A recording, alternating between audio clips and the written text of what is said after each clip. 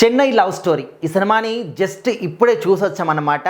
Cinema మాత్రం చాలా చాలా అద్భుతంగా ఉంది.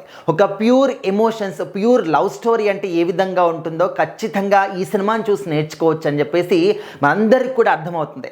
ఇప్పటివరకు టాలీవుడ్ ఇండస్ట్రీలో కావచ్చు, ముఖ్యంగా సినిమా ఇండస్ట్రీలో, ఇండియన్ సినిమా చరిత్రలో ఎన్నో గొప్ప గొప్ప లవ్ స్టోరీస్ వచ్చాయి. అది రాజరకాలం నాటి లవ్ స్టోరీ కావచ్చు, లేకపోతే ఇప్పుడున్నటువంటి యంగ్ జనరేషన్ లవ్ స్టోరీ కావచ్చు, రొమాంటిక్ యాంగిల్ కావచ్చు, ప్యూర్ ఎమోషన్స్ చాలా సినిమాలు చూపించారు. కానీ ఇంతలాగా గుండెల్ని పిండేసేటటువంటి స్టోరీ, గుండెల్ని మెలిపెట్టేటటువంటి ఒక స్టోరీ అనేది నిజంగా చాలా చాలా ప్యూర్ ఎమోషన్స్ అనేవి ఈ సినిమాలో కనిపించాయని చెప్పేసి చెప్తూ ఉన్నారు. ముఖ్యంగా ఆ లవ్ స్టోరీ ఏదైతే ఉందో ఆ పార్ట్ అనేది ప్రతి ఒక్కరికి కూడా కనెక్ట్ అవుతుంది.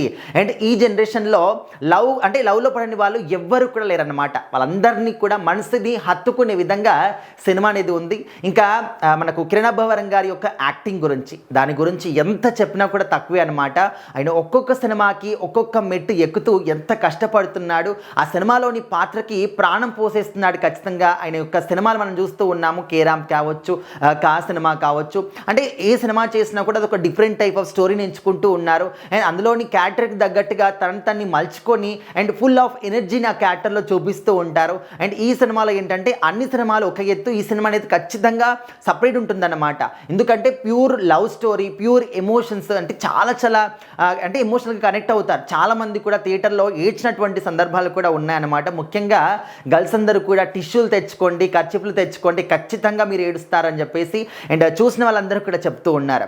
అండ్ పర్సనల్గా మనకి ఏమనిపించింది ఈ స్టోరీలో అంటే, నిజంగా ఇలాంటి ఒక లవ్ స్టోరీ అనేది ప్రతి ఒక్కరి లైఫ్లో కూడా ఉంటుంది. సో వాళ్ళు కూడా ఏ విధంగా ఫీల్ అవుతారు, వాళ్ళ యొక్క లైఫ్ని ఏ విధంగా లీడ్ చేయగలుగుతున్నారని చెప్పేసి. అండ్ దానికి తోడు కిరణ్ అబ్బవరం గారికి మంచి అంటే జోడీగా మనందరికీ తెలుసు శ్రీ గౌరీప్రియ గారు. సో మరి తన యొక్క యాక్టింగ్ అనేది సినిమా మొత్తానికి కూడా చాలా చాలా ప్లస్ పాయింట్ అయిందన్నమాట.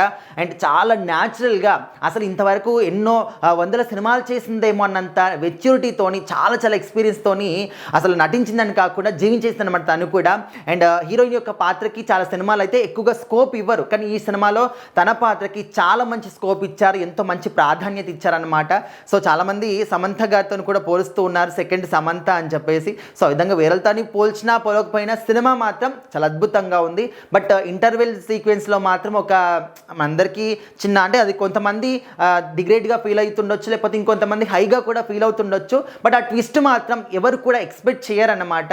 బట్ ఆ ట్విస్ట్ వచ్చినప్పుడు కొంతమంది బాధపడ్డప్పటికీ మళ్ళీ క్లైమాక్స్కి వచ్చేంత వరకు మాత్రం ఖచ్చితంగా ఎంటర్టైన్ అవుతారు. అందరూ కూడా చాలా బాగా థియేటర్ నుంచి మాత్రం ఫుల్ ఆఫ్ ఎంటర్టైన్మెంట్తోనైతే బయటకు వస్తారనమాట. సో ఖచ్చితంగా మీలో ఎంతమంది ఈ సినిమాని చూస్తారో, మీకు ఏ విధంగా అనిపించింది ఖచ్చితంగా కామెంట్ చేయండి.